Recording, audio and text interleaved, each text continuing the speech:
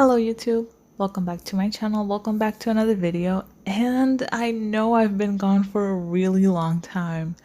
I was not expecting to be gone for such a long time. I was not taken to take such a long break, but I did have almost a month of vacation from work during the holiday season, and I wanted to spend that time with my family, so I did.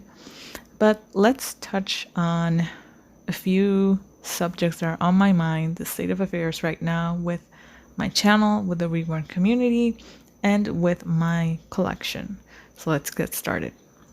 So first, let's start with my channel. I know that I gave a sneak peek preview on my last video of a script that I was working on for a new video.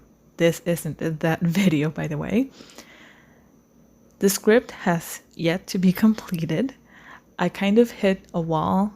Not sure if I should call it writer's block. I know what I want to say, I just can't find the right words to say it. So I'm still working on it as I find the right words to express all of these feelings that I want to express. But to give a little bit more clarity, the video does have to do with racism in the reborn community, with how apparent it is, but somehow we like to pretend that it's not there.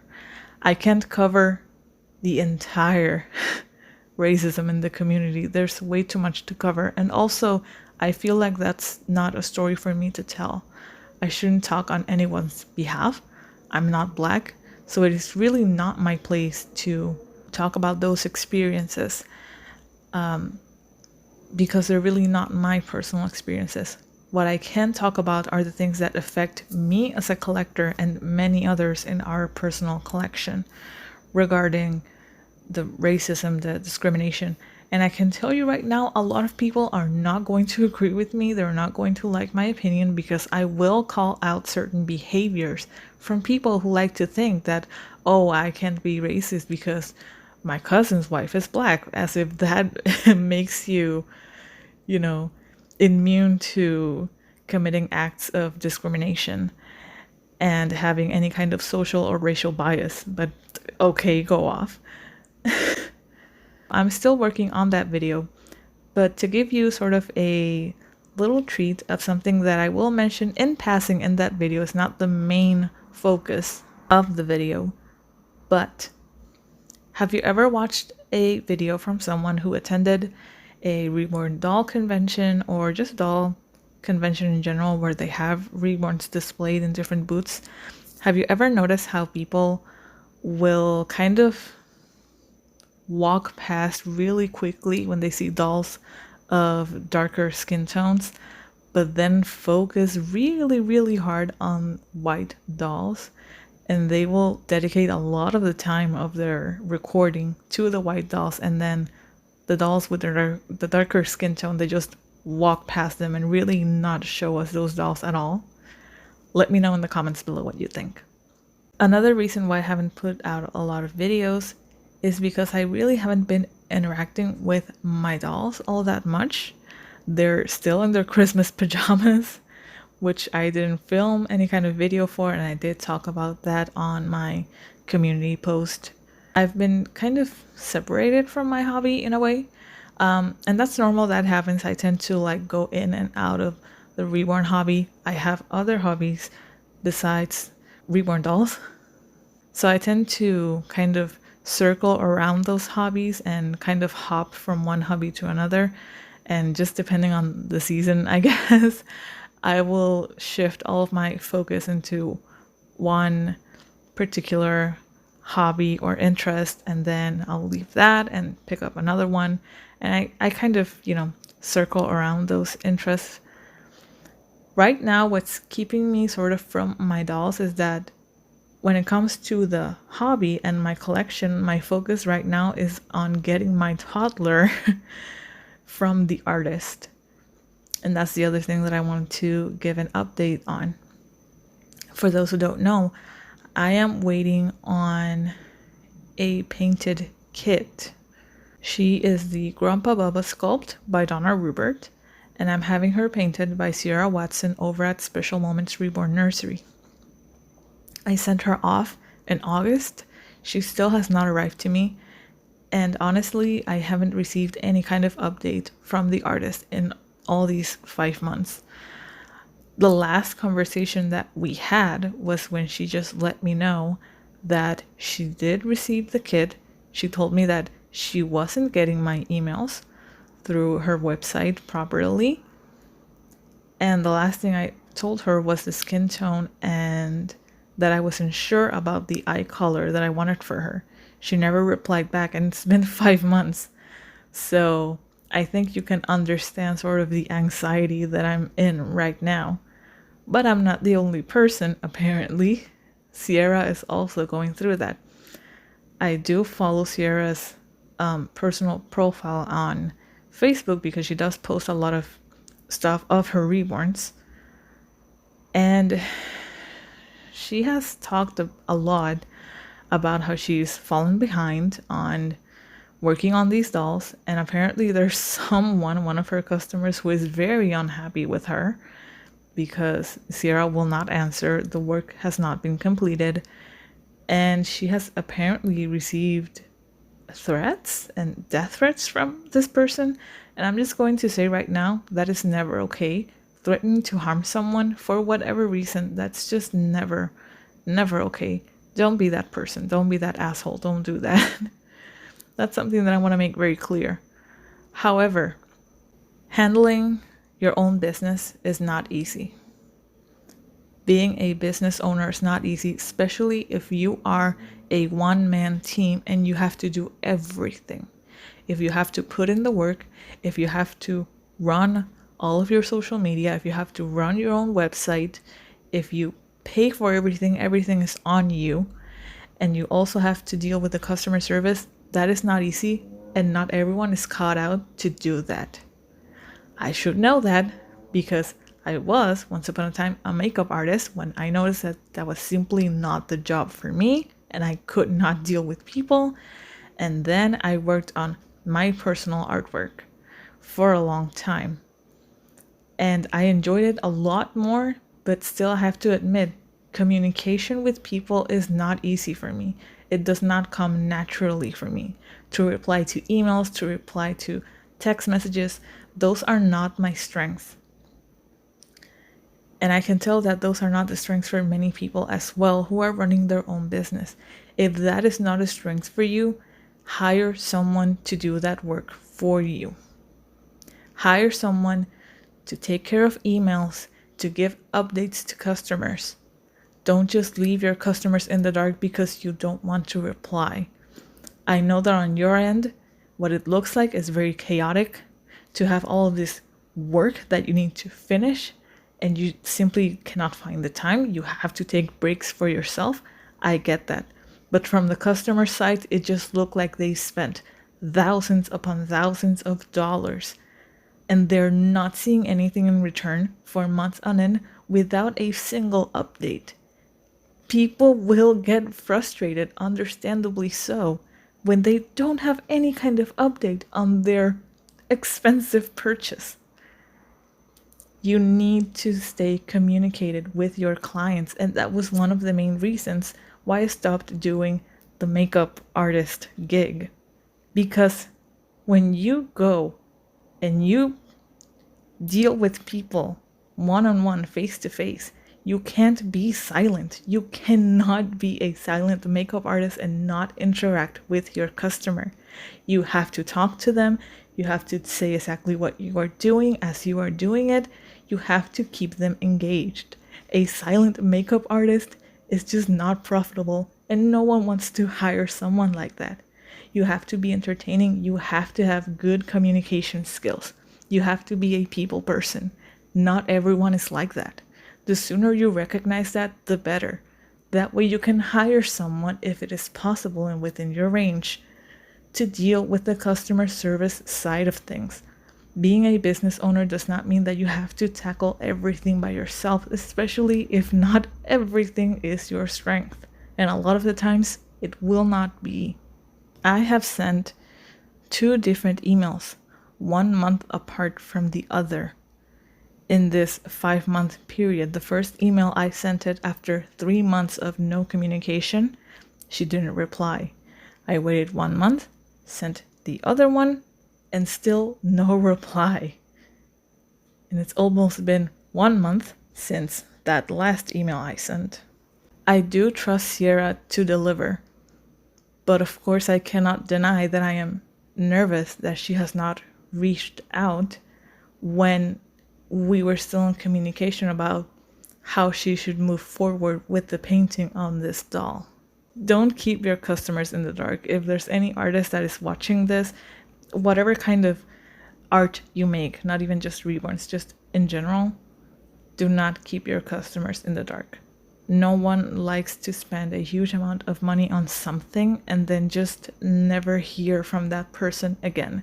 Even if you are legitimate and you are going to deliver, people have to be informed of their purchase. So if you take anything away from this segment of the video, please learn that. Now let's talk about the community. Because of course, there's been some drama. There will always be drama in the community. And I almost hate that I'm mentioning this because I'm the first person to say, stop complaining about the drama. You're only bringing more attention to it. A lot of the times people don't even know what is going on, especially because a lot of the times the drama is really caused and contained by 3 or 4 people in the community who are just making a big hullabaloo over nothing. If people just ignored it and let those 3 or 4 people complain about whatever it is that they want to complain now, the drama would not boil over the way it always does. But because people want to be like, oh my gosh, I'm so tired of the drama, I'm not going to talk about the drama, then why are you making a video about the drama? You're only bringing more attention to it. Even if you don't say exactly what it is, even if you don't mention the people involved, just the fact that you are acknowledging its existence, it's going to make the people in your space, in your YouTube channel, to think, I wonder what the drama is about. And they are going to look it up. As much as you try to avoid it, if you acknowledge its existence, people will go and look it up because you're not saying enough whilst also mentioning, oh, there's some drama going on right now. People try to be so sleek and secretive about it. It doesn't work. People will go curious and they will go searching for it. So either you talk about it or you don't. And the best thing that you can do is just not talk about it. However, I will mention it in this video because the topic of this particular drama is one that will always come up. Always. There's no way around it. And as our community keeps growing and keeps expanding, and we get younger collectors who don't really make money of their own and they have to ask their parents that they want a reborn, their parents are not really educated on the art of reborns at all. They just go on Google, they search for reborn dolls, and the first results that they're going to see are from scam websites. The drama in this time?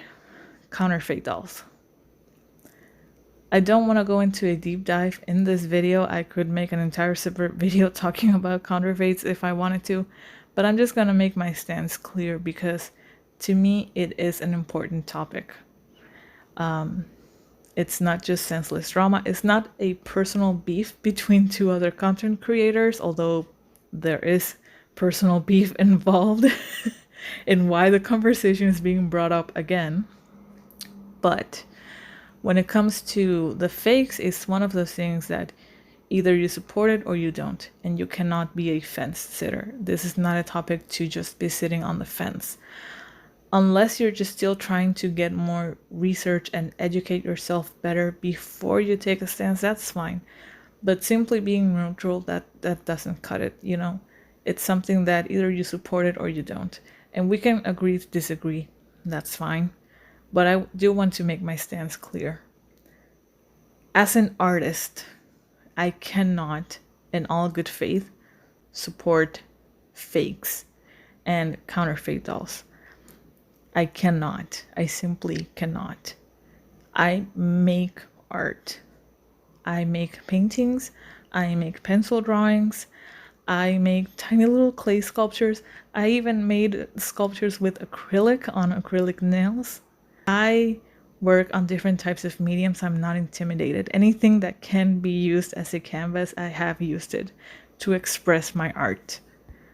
And it would absolutely insult me if I were to go to someone's house and they have one of my paintings that I spent hours working on it, and there is only one of any painting that I've ever done, and they have it right there on their living room, and their excuse for it is, well, I just couldn't afford your painting, so I just bought it on AliExpress because it was cheaper there.